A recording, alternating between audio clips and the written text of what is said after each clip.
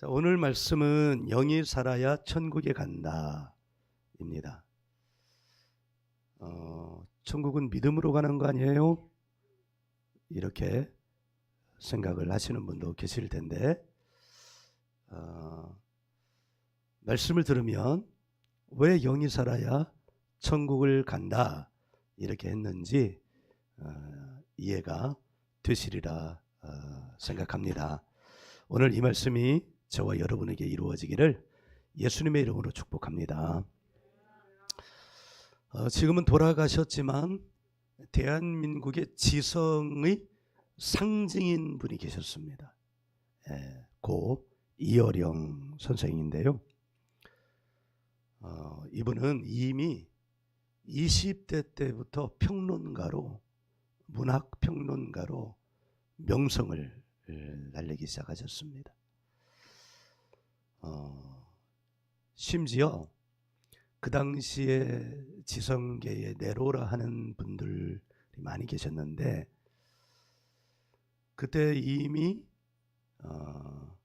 50대, 60대 된 함석헌 선생하고도 지면으로 논쟁을 벌일 만큼 대단한 분이셨어요. 그랬던 분이 기독교인이 되셨어요.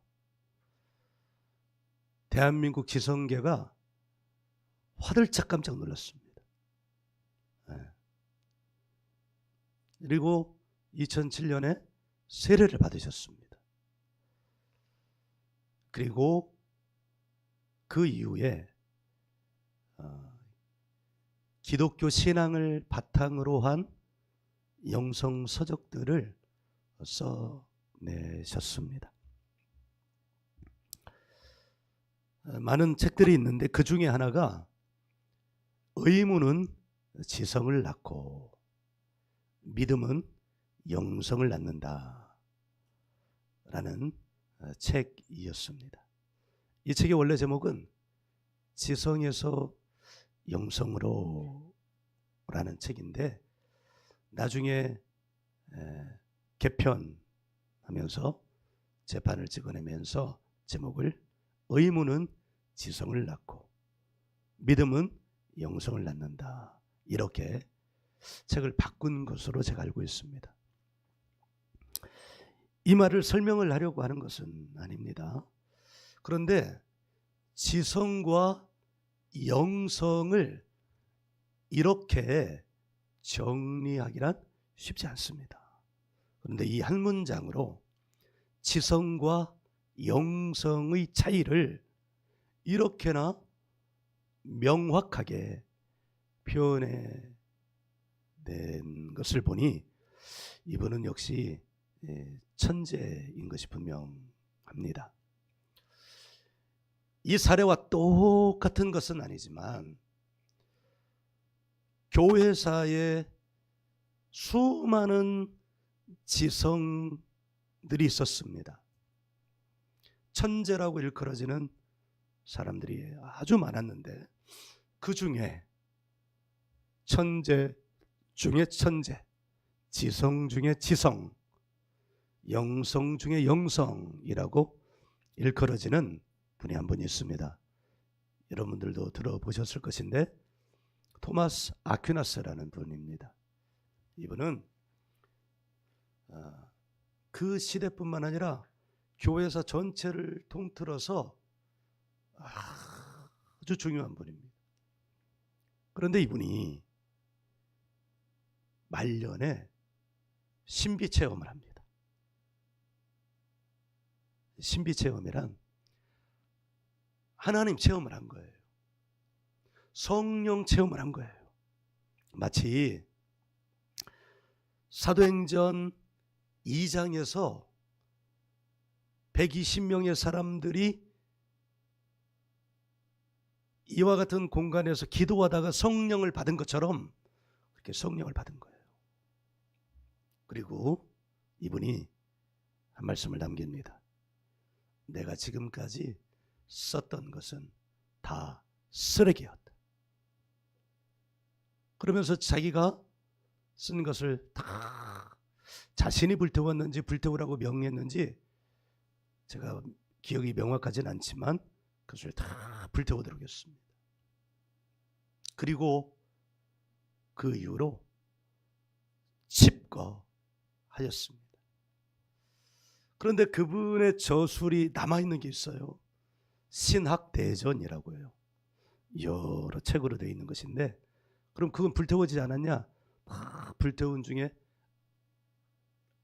남은 것, 그러니까 불태움을 모면한 저술들을 그분의 제자들이 모아가지고 책으로 편찬을 했는데, 그것이 신학대전이라는 이름으로 기독교 신학의 뼈대, 뿌리를 이루고 있는 거예요. 그는 영성가였지만 철학,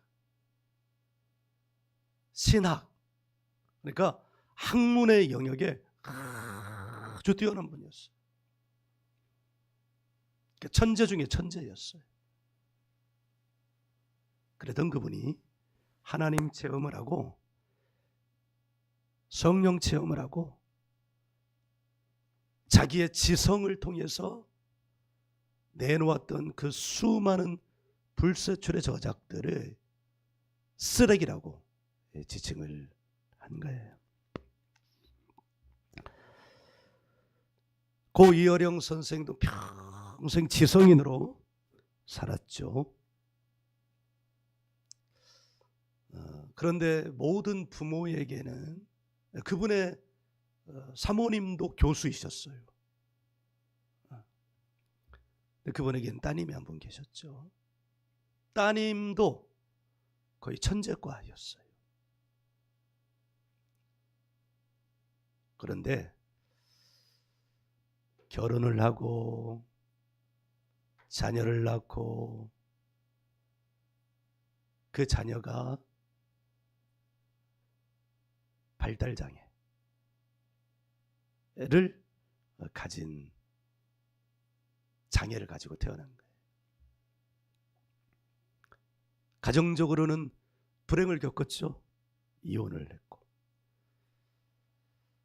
그러니까 대한민국을 주름 잡았던 이 지성에게서 훌륭한 자녀가 나왔으나, 그런데 그 자녀의 삶은 우리가 객관적으로 생각하는 행복과는 거리가 멀었어요. 그러면서 그 따님이 이민아 목사님, 나중에 목사님이 된 거죠. 그 전에는 변호사이셨는데 신앙을 갖게 되고 하나님을 만나게 되고, 처음부터 하나님을 만난 건 아니라 신앙을 통하여 그 고난을 극복하려기보다는 그 고난을 안고 살아가는 길이 신앙 외에는 다른 길이 없다는 것을 알고 신앙을 갖게 되고, 그러다가 자기 삶의 고난의 의미를 깨달으면서 하나님을 만나고 신학을 공부하고 목사가 되고, 그러면서 부모님을 전도하고, 그러는 중에 최고의 지성이었던 아버지 고 이어령 박사가 신앙을 갖게 되고, 그리고 그도 그 자신의 방법으로 하나님을 만나면서 인생의 끝에서 지성의 삶에서 영성의 삶으로 삶이 변화가 되는 것이죠. 이어령 선생이 이렇게 영적인 변화를 하면서 어땠을까요? 여러분, 편했을까요? 최고의 지성이, 어떻게 보면 그 최고의 지성이 가지고 있는 한계를 인정해야만 하는 그 지점에서 그는 자신이 살아온 세계를 부정해야만 했어요. 신학의 길을 걸어오다가 자기가 걸어왔던 신학을 부정하는 것도 너무 어렵거든요. 그는 자기를 버려야 돼요. 그런데 신학도 아니고 자기의 지성을 부정해야 된다는 건 자기 삶을 부정해야 한다는 것이잖아요. 이분이 이제 다 은퇴하시고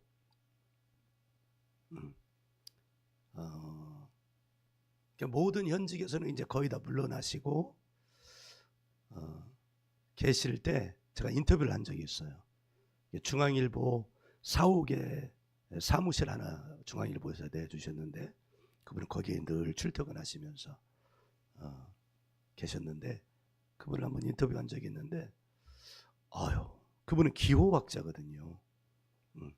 문학의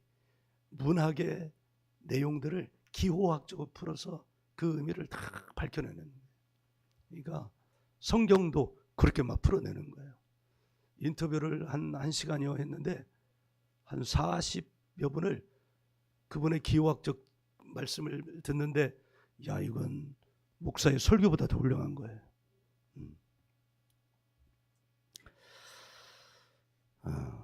그의 글 의문은 지성을 낳고 믿음은 영성을 낳는다라는 책 가운데 한 꼭지, 제비가 준 믿음의 박씨라는 글의 일부를 제가 읽어드리기 위해서 가지고 왔습니다. 한번 들어보시죠. 소재가 제비예요. 제비. 왜 제비만은 사람을 믿고 날 잡아먹으라는 듯 사람들이 사는 집에 집을 지을까요? 예, 한 두어 문장이 있는데 제가 후략했습니다. 제비를 보면서 이 문장을 지금 이어가는 거예요. 의문은 지성을 낳지만 믿음은 영성을 낳습니다. 지성과 영성의 차이는 무엇일까요? 간단합니다. 의심 속에서, 끝없는 의문 속에서 지성은 커집니다. 하지만 참새나 독사, 까마귀처럼 사람 집에 집 짓는 슬기와 섭리는 얻지 못합니다. 제비처럼 믿어야만 인간의 힘을 빌려 다른 짐승들을 퇴치하고 자식들이 편안하게 살 집을 짓듯이 그렇게 믿어야 평화를 얻고 살아갈 수 있습니다. 제비의 삶의 습성을 통해서 믿음의 비밀을 이렇게 정말 알아듣기 쉽게 설명을 했어요. 이 말은 무슨 말이냐면 믿어야 산다는 거예요. 참새를 죽이는 사람은 제가 봤어도 제비를 죽이는 사람은 못 봤습니다.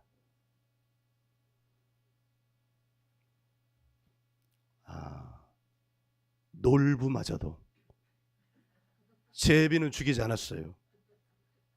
놀부마저도 제비를 살렸어요.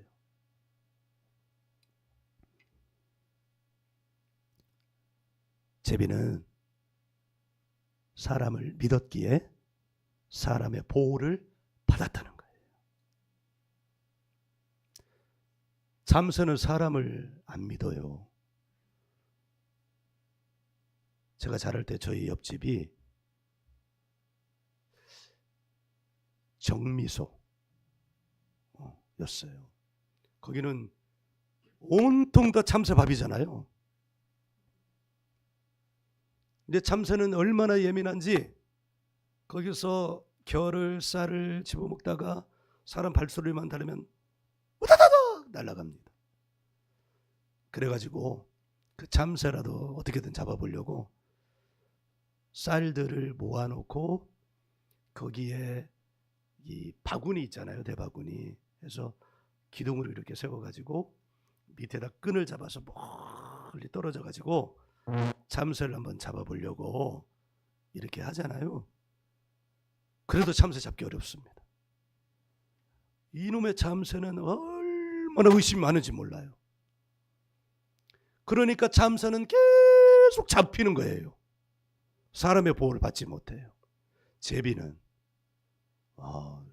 사람 집에 처마 밑에다 집을 지어도 도리어 옛날에는요, 옛날 집에는 뱀도 살았잖아요. 뱀이 처마 밑에 있는 그 제비 집을 공격하려고 그러면 그걸 사람이 봤다. 그러면 어떻게 해요? 아유, 뱀 잘 왔다. 저놈의 제비 귀찮았는데 얼른 잡아가라. 이렇게 합니까? 아니에요. 사람이 만약 그 광경을 봤다면 그놈의 뱀 새끼 가만 내버려 두지 않죠. 왜요? 나를 보호하기 위해서, 제비를 보호하기 위해서, 제비를 보호하기 위해서. 고 이어령 박사는 천재 중에 천재인 것을 이렇게 제비를 보면서 믿음의 비밀을 밝혀놨어요. 믿어야 삽니다. 이 말을 다른 말로 바꾸면 믿어야 천국에 갑니다. 할렐루야. 그런데 그 믿음의 비밀을 밝혀야 돼요. 그 믿음이 내가 믿는다 해서 믿는 게 믿음이 아니라 그 믿음의 결국은 뭐라고 그랬어요? 영성이라고 그랬어요. 그러니까 믿음은 영성으로 가기 위하여 출발한 출발점이라는 거예요. 그리고 과정이라는 거예요.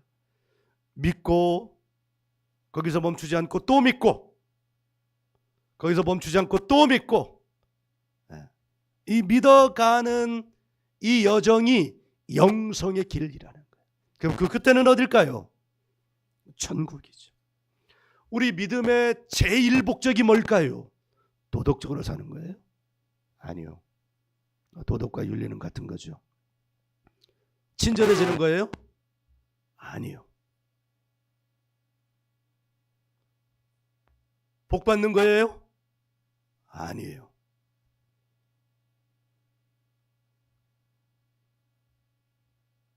윤리적으로 살고 도덕적으로 살고 복 받는 것 믿지 않아도 돼요. 우리는 다 복을 원하지만 성경을 보면 하나님을 원망하는 사람들의 말이 얼마나 많은지 몰라요. 심지어 선지자들도 하나님을 원망해요. 뭐라고 원망하냐면 저기 저 인간 하나님을 믿지도 않는데 저렇게 잘 먹고 잘 사는 걸 보니 내가 너무 힘듭니다. 심지어 실족할 뻔했습니다. 실족하다는 건 뭐냐면 시험에 들어가지고 믿음을 버릴 뻔했습니다. 누가? 선지자가. 선지자는 누구예요? 하나님의 기름 부음을 받아 하나님을 만난 자예요. 이를테면 다는 그렇진 않지만 목사 같은 자예요. 그런데 그가 예수도 안 믿는데 정말 큰 집에 살고 좋은 차 타고 좋은 건 먹고 살고 좋은 옷 입고 다니고 하는 자들을 보면서 선지자가 시험에 들 뻔했다는 거예요. 시험에 들 뻔했다 이 말은 일단은 시험에 한번 들었다는 거예요, 안 들었다는 거예요? 시험에 들었다는 거예요. 나도 시험에 들었어요. 나 충성하고 하는데 왜 사택을 이사를 해야 되냐 이 말이에요. 아이 주여 고마워요. 이거 내가 얼마나 충성했는지 여러분 아시잖아요. 그러면 시험에 들어야 돼. 아이 목표고 뭐고 다 때려치워야 되겠다. 그랬다는 거예요. 그랬다는 거. 여러분 이어령 박사를 통해서 주시는 이 제비의 지혜를 가지시기를 예수님의 이름으로 축복합니다. 믿어야 살아요. 근데 그 믿음은 단번의 믿음이 아니야. 계속 믿어요. 계속 믿다가 나중에 실족하면 어떻게 돼요? 안 믿은 거예요. 결국은 계속 믿다가 하나님 없어, 예수님 없어, 고까짓 거 그건 신도 아니고 인간도 아니야, 다 망가진 거야. 막 이렇게 움직이니까 죄도 망가지. 너무 민감해요. 그럼 끝이에요. 오늘 말씀을 보시면 기독교인, 그리스도인의 정체성에 대해서 말씀을 하고 있는 것 같아요. 기독교는 누구인가요? 기독교인은 교회 다니면 기독교인인가요? 아니요, 그 사람은 교인이에요. 기독교인은 교인이 될 수 있어도 교인은 기독교인이라고 말할 수 없어요. 네. 모르는 사람들은, 안 믿는 사람들은 교회 다니면 다 믿는 줄 알아요. 모르는 거예요. 옆 사람 한번 보세요. 교인인가 기독교인인가? 에? 그것이 궁금하다. 이거 정말 무서운 말입니다. 우리 기독교인 되어야 돼요. 진짜 기독교인이 돼야 돼요. 세상에 교인이 얼마나 많은지 모릅니다. 교인이 하나님 얼굴에 먹칠하는 거예요. 네. 교인이 예수님 얼굴에 먹칠하는 거예요. 그 교인 중에는 안타깝게도 목사도 있어요. 그러니까 목사도 얼마나 자기를, 사도 바울이, 그 위대했던 사도 바울이 뭐라고 그러냐면, 나는 날마다 죽노라, 내가 내 몸을 쳐 복종시킨다. 얼마나 육체가 얼마나 믿음을 잃기에 좋은 구조를 가지고 있는지 사도 바울은 절감했던 거예요. 내가 선을 행하기를 원하는데 내 안에 악이 있다. 오라, 나는 곤고한 사람이다.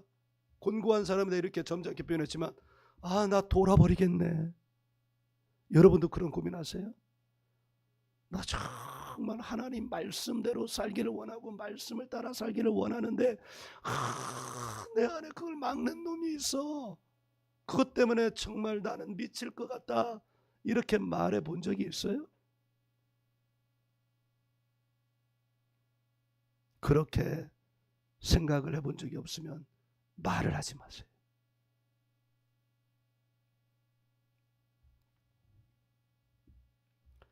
기독교인은 하나님의 영을 받은 사람. 여기 12절 한번 읽어봐요.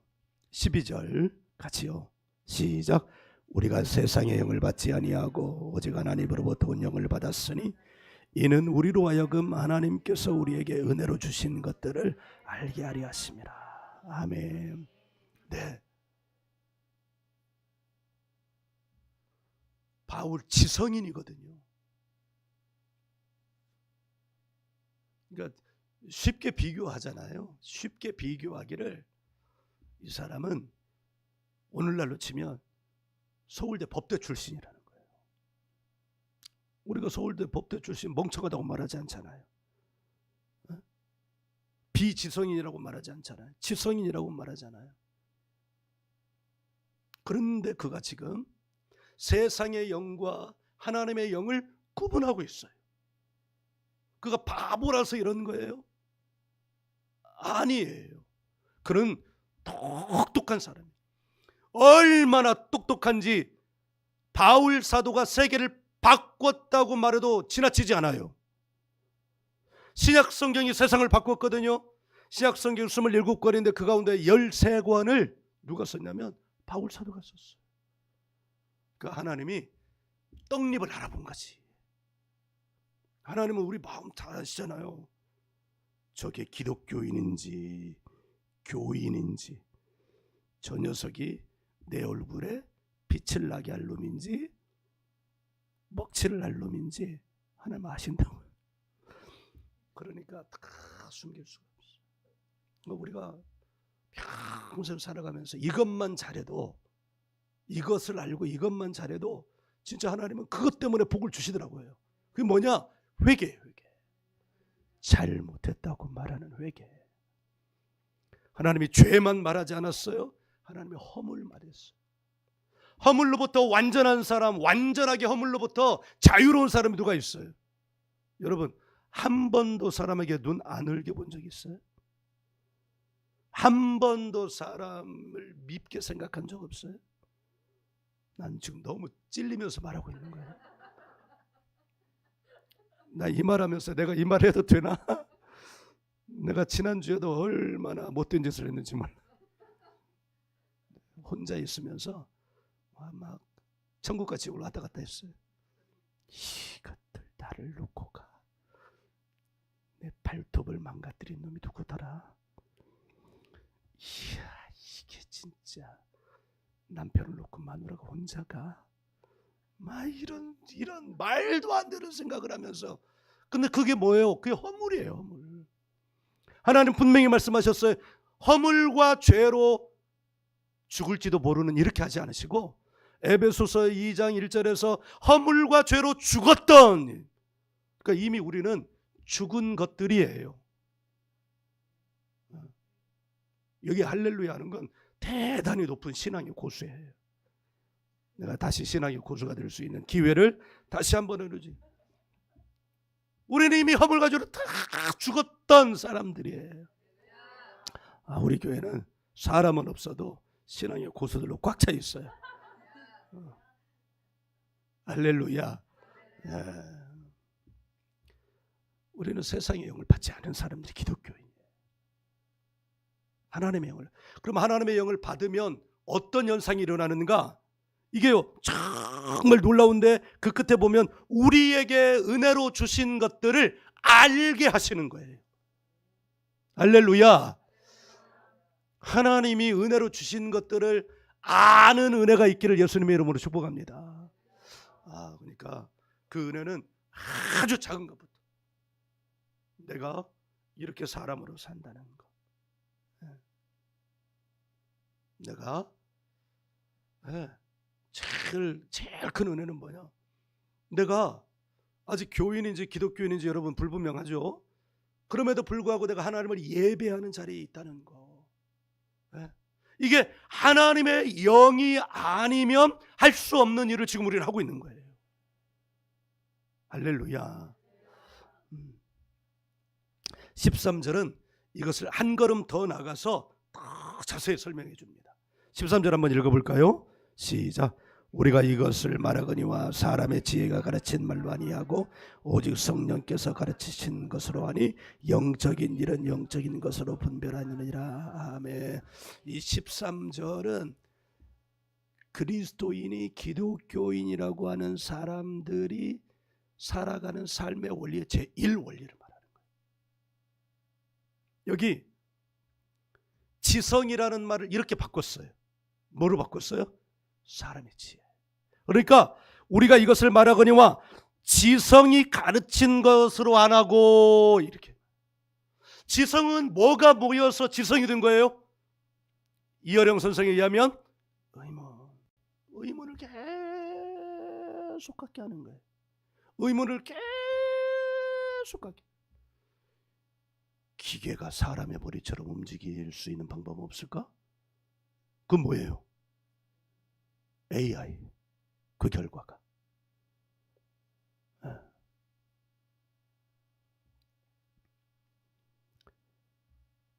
사람의 지혜로는 우리가 살 수 없습니다. 뭐가 살 수 없어요? 영원한 생명을 얻는 그 길을 살 수 없습니다. 여러분, 의문이 발전하고 발전하면 사람을 살리는 것을 얻을 수 있다고 우리는 믿지만 AI에 대한 두려움이 온 세계를 휩쓸고 있습니다. 어떤 사람은 그것을 통해서 돈을 벌 수 있지만, 벌 수 있다고 말하고, 어떤 사람은 이것이 과학의 발전의 끝이라고 말하고, 결국은 사람이 노동을 안 해도 살 수 있는 세상이 온다고 말하지만, 여러분, 그 끝에는 사람의 죽음이 있을 거예요.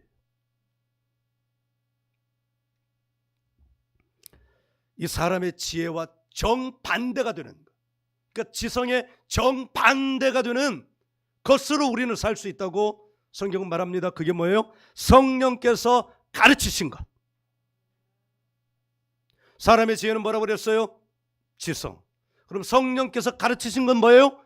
영성. 뒤에 보니까 영적인 일은 영적인 것으로 분별하느니라. 오직 성령께서 가르치셨다, 이 말은 우리가 지난주에 받은 말씀도 똑같이 말씀하고 있어요.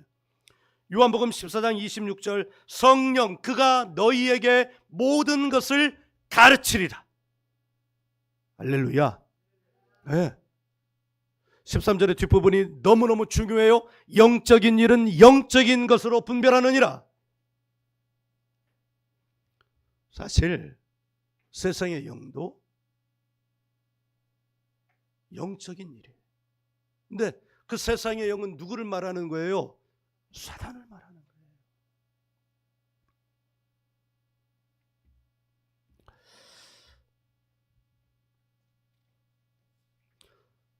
여러분, 우리가 영의 세계를 알 수 있기를 예수님의 이름으로 축복합니다.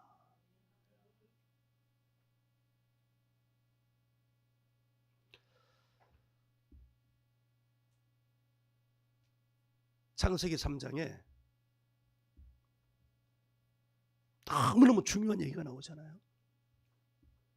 뱀으로 가장한 사단이 등장하고, 그 사단이 사람에게 뭘 해요? 처음에 뭘 해요? 질문을 해요. 질문을 다른 말로 바꾸면 뭐예요? 의문을 갖게 만드는 거예요. 좋은 질문을 해야 좋은 답이 나오는데, 이 사악한 질문을 하니까 답이 죽는 답이 나온 거예요. 질문이 뭐냐? 하나님이 정말 이것을 먹지 말라 하더냐?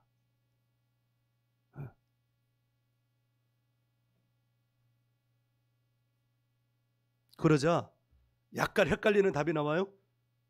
먹지도 말고 만지지도 말라. 만지지 말라는 얘기는 하나님 안 하셨는데 거기 첨가가 된 거예요. 왜? 질문을 사악하게 하니까. 그리고 그 질문을 통해서, 그 질문이 들어오니까 사람 안에 뭐가 들어온 거예요? 뭐가 들어와? 의문이 들어온 거예요. 그 전까지는 이런 질문을 받아본 적이 없어요. 하나님이 하신 적이 없거든요. 말씀하셨을 뿐이지. 먹지 말아라. 그 먹지 말아라 하면, 왜 먹지 말라지? 이 질문을 해야 되는데 그 질문이 없었어요. 근데 그 질문을 누가 하냐? 사단이 와가지고, 믿는 자에게 와가지고 질문한 거예요. 하나님이 정말 먹지 말라 하시더니. 이게 사단의 속성이에요. 뭐하게 하는 거예요? 의심하게 하는 거예요. 의심하게 하는 거예요. 그래서 그 결과가 어떤 결과를 낳게 됐어요? 결국은 에덴을 떠나게 됐어요. 에덴은 천국의 모형이거든요. 에덴은 천국의 모형인 줄 여러분 믿으시기 바랍니다. 네. 에덴은 천국이에요. 그런데 그들이 그 천국을 떠나게 됐어요. 뭐 때문에? 하나의 질문 때문에. AI가 어떤 방향으로 갈지 모른대요. 인류를 이롭게 할 것이냐, 인류를 위협할 것이냐. 그런데 초기 단계는 이롭게 할 것 같아요. 근데 영화 같은 데 보면, 그러면 목사님 너무 영화에 빠지던 거 아니에요? 근데 영화의 수십 년 전에 영화 안에서만 현실이었던 것이 수십 년이 지난 지금은 영화 밖에서도 현실이 된 거예요.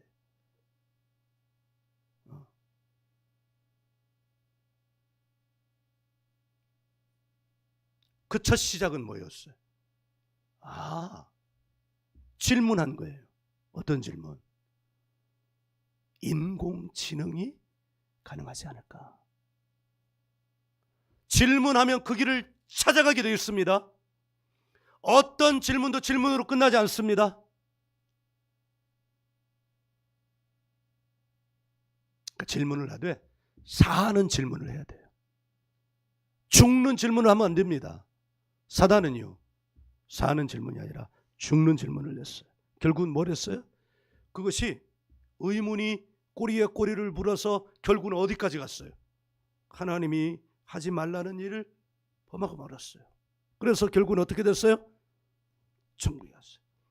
그들이 어떤 영을 받은 거예요? 하나님의 영을 받아서 그 영으로 산 거예요? 세상의 영을 받아서 그 영으로 산 거예요? 세상의 영으로 받았어.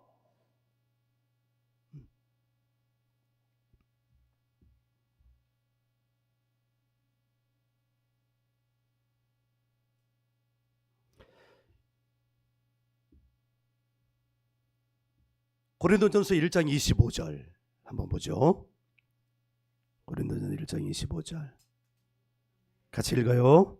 시작. 하나님의 어리석음이 사람보다 지혜롭고 하나님의 약하심이 사람보다 강하니라. 아멘. 하나님의 어리석음. 하나님의 어리석음을 다른 말로 바꾸면 영성이라고 말할 수 있어요. 네. 사람의 지혜는요, 말할 것도 없어요. 지성이죠. 네. 잠언에서는 이 두 구도를 계속해서 이 두 구도, 대칭도는 이 구도를 계속해서 사람들에게 각인시킵니다. 영성과 지성. 이 지성의 근본이 뭐냐? 영성이라고요. 그게 뭐예요? 여호와를 경외하는 것이 지혜의 근본이라. 이 말씀은 하나님의 지혜, 영성을 말하지만 사람의 지혜를 추구하는 모든 인생들에게 그 지혜의 근본마저도, 지성의 근본마저도 영성이어야만 너희가 살 수 있다.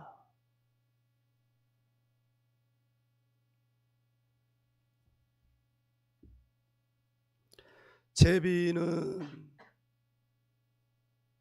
나약하잖아요. 한없이 나약해요.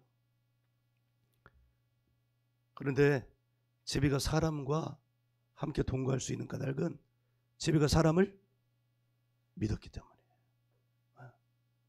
그래서 너무 뻔뻔하게 사람의 집 처마에다가 집을 짓고 사는 거예요. 그러니까 사람도 제비가 결코 예쁘지 않잖아요. 제비 예쁜 새 아닙니다. 세상에 예쁜 새가 많은데, 그런데 그 제비를 귀하게 여기잖아요. 왜? 믿음으로 나아오니까 사람의 보호를 받는 거예요. 여러분, 세상의 영, 사단의 영, 귀신의 영으로 사는 대표적인 존재가 있잖아요. 무당이요. 무당. 신내림이라는 게 뭐냐면 귀신을 받는 거예요. 귀신을 자기 몸으로 받는 거예요.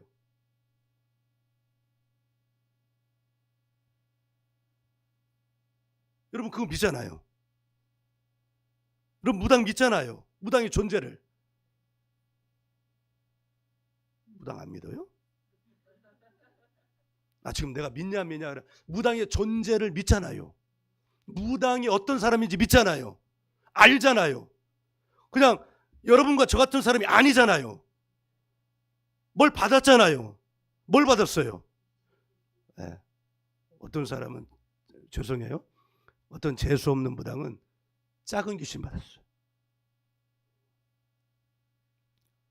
안 웃네. 웃자고 한 말인데 재수 없다는 말. 심각해졌어요. 네. 어떤 사람은 큰 귀신을 받았어요. 이 무당의 세계에도 계급이 있대. 작은 귀신 받은 무당은 큰 귀신 받은 무당 앞에 꼼짝도 못하는 거예요. 그래서 제가 그 말을 하려고 그러는 게 아니라, 무슨 말을 하려고 그러냐면, 무당들의 최후는 다 불행하대요. 이건 제가 한 얘기가 아니라 무속세계를 아는 사람이 한 거예요. 다 불행하대. 왜 불행해요? 귀신들은 자기를 받은 이 사람을 그냥 그러니까 일회성 소모제로 여긴다는 거야. 소모제. 그러니까 써먹고 버리는 거래. 버리는 거. 그래서 무당의 삶이 끝에는 다 불행하대요. 그리고 무당들이 거짓말을 엄청 잘한대요. 그리고 무당들이요 진짜 음란하대요. 근데 그 무당 앞에 가서 장로 권사가 점을 보는 거예요. 미치고 팔짝 뚫려 앉아지겠어요. 저도 들은 얘기인데 요새는요 무당들이 광고할 때 이렇게 광고한대요. 장로님, 권사님, 집사님 대환영. 네, 그런데요. 이게 진짜 미칠 일이에요. 그런데 우리는 왜 성령 받는다는 것은 인정을 안 하거나 몰라요. 귀신도 영이고 성령도 영인데 사람에게 귀신이 신 내림한다는 것은 알고 믿고 그 사람들 앞에 가서 조아리는데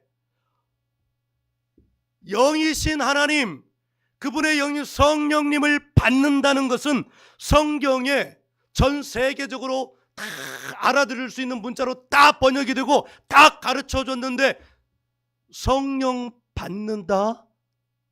그게 하나님의 영이다? 라고 말하는 것은 왜 안 믿어요?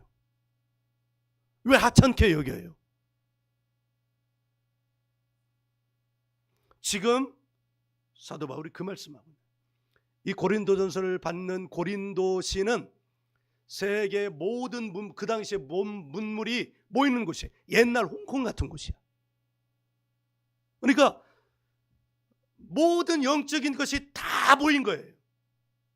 근데 거기 가서 지금 그 교인들의 고린도 사람들에게 지금 우리는 세상의 영을 받지 않았다.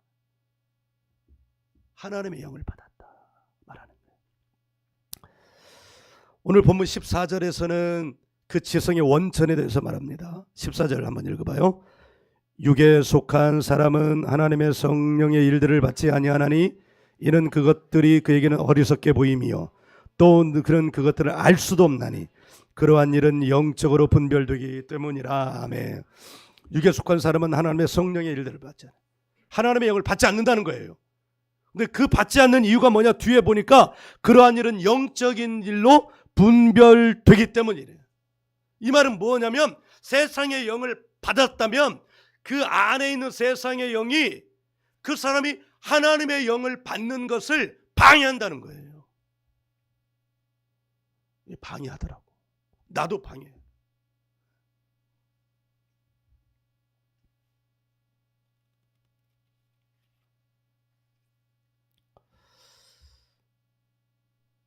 아까 아담과 하와 얘기했지만 사단은 그 성경에 기록된 그 부분은 일면이지만 계속해서 그를 두드렸을 것입니다.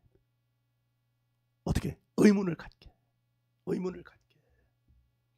그러니까 믿는다는 것이 진짜 놀라운 일이에요. 근데 난 다시 여러분에게 도전하고 싶어요. 귀신을 받은 무당은 여러분 믿잖아요. 무당이 귀신을 받았다는 거 믿잖아요. 사단을 받았다는 것을 믿어요. 우리나라는 도깨비 때문에 도깨비를 아주 친근하게 여기잖아요. 도깨비도 그냥 보면 귀신이에요. 그러니까 우리나라 문화가 귀신에 대해서 너무 귀신 친화적이야. 왜냐하면 제사 지낼 때도 귀신 와서 밥 드시라고 숟가락도 꼽아놓잖아요. 귀신을 무서워하지 않아. 그런데 귀신이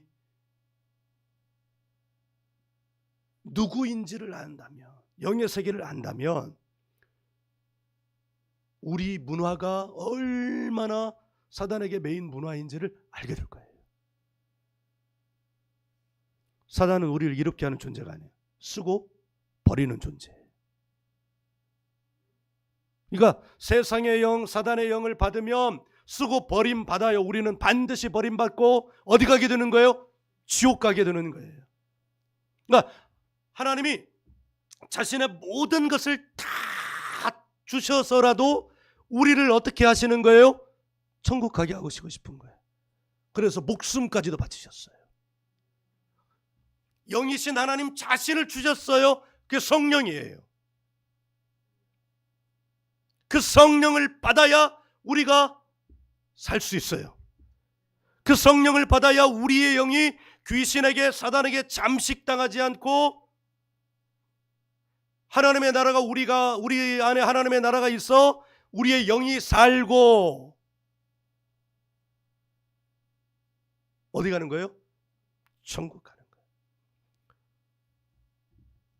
마태복음 7장 21절은 이렇게 말합니다. 나더러 주여 주여 하는 자마다 다 천국에 갈 것이 아니요 다만 하늘에 계신 내 아버지의 뜻대로 행하는 자라야 천국에 들어가리라. 누가 하나님의 뜻대로 살 수 있어요? 하나님의 영을 받은 자가 하나님의 뜻대로 살 수 있어요? 세상의 영을 받은 자가 하나님의 뜻대로 살 수 있어요? 문제가 너무 어려워요. 세상의 영을 받은 사람은 사단의 뜻대로 살 수밖에 없습니다.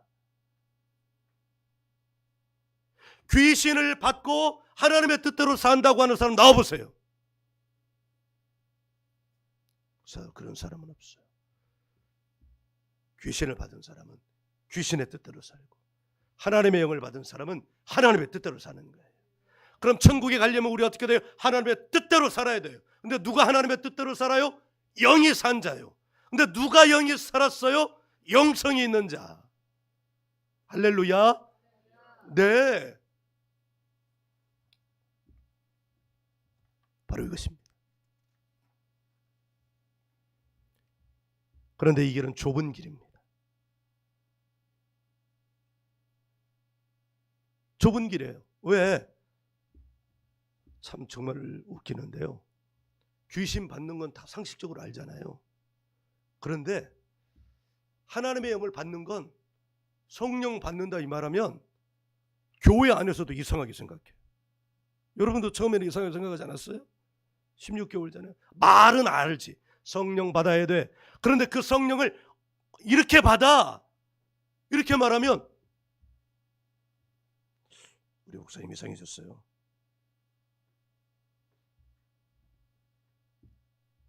그러는 거예요.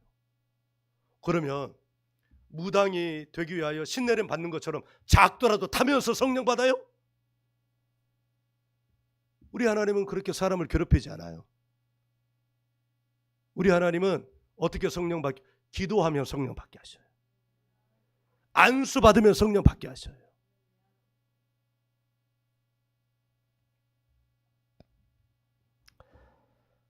예수님 말씀하십니다. 좁은 문으로 들어가라. 멸망으로 인도하는 문은 크고 그 길이 더 헐벗 그 길로 들어가는 자가 많고 생명으로 인도하는 문은 좁고 길이 협착하여 찾는 자가 적다.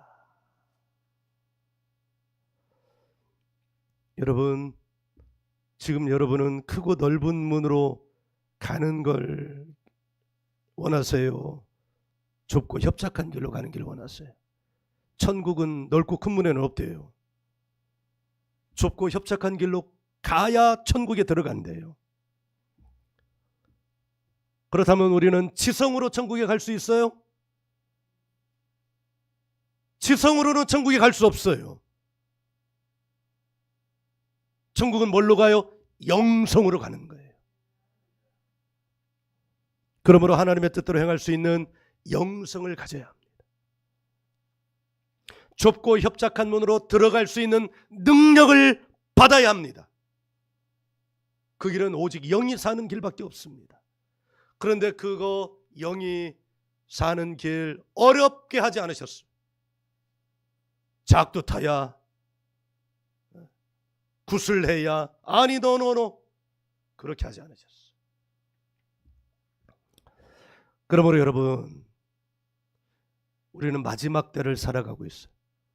이때 더 우리가 정말 확인하고 점검해야 될 게 뭐냐, 내가 살아가는 나의 삶의 방식이 사람의 지혜를 쫓아가고 있느냐, 하나님의 지혜를 따라가고 있느냐, 그걸 날마다 점검해야 돼요. 어떻게 점검해요? 말씀을 읽음으로 점검해, 기도함으로 점검해. 그 길 외에는 없습니다. 고린도전서 2장 5절을 읽고 말씀을 마치려고 해요. 고린도전서 2장 5절 바로 옆에 있죠? 예, 찾았으면 할렐루야. 같이 읽습니다. 너희 믿음이 사람의 지혜에 있지 아니하고 다만 하나님의 능력에 있게 하려 하였노라. 아멘. 이것을 위해서 우리의 삶에 전력을 다해야 합니다. 예수님은 이렇게까지 말씀하셨어요. 너의 전 재산을 팔아서 저 밭에 있는 보화를 사라. 이 말은 뭐냐? 바로 이 하나님의 능력에 있게 하기 위하여 너의 전력을 다하라는 거예요. 이 일이 저와 여러분에게 있기를 예수님의 이름으로 축복합니다. 할렐루야.